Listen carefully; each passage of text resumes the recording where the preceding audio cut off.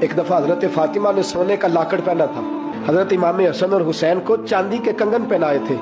حضور کی عادت تھی سفر پہ جاتے تھے تو سب سے آخر میں حضرت فاطمہ سے ملتے، واپس آتے تو سب سے پہلے حضرت فاطمہ سے ملتے۔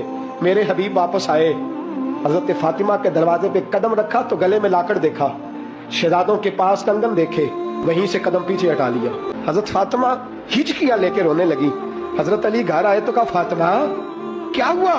علی پتہ کوئی نہیں، حضور آئے ہیں تو لوٹ گئے ہیں، میں بڑی پریشان ہوں، پتہ کرو، زندگی میں کبھی ایسا نہیں ہوا، میرے رسول ہی مجھ سے ناراض ہو گئے۔ حضرت علی کہتے ہیں مسجد میں گیا تو نبی پاک بھی رو رہے تھے۔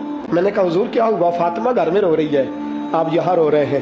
تو میرے حبیب نے فرمایا علی وہ محمد کی بیٹی ہو کے سونا پہنتی ہے، وہ محمد کی بیٹی ہو کے بچوں کو چاندی پہناتی ہے، سونے سے دل لگا رہی ہے۔ فرمایا اگر فاطمہ سونا پہنے گی تو میری امت کی غریب بیٹیاں کیا کریں گی؟ جو باپ نہیں لے کے دے سکے گا وہ کیا کریں گی؟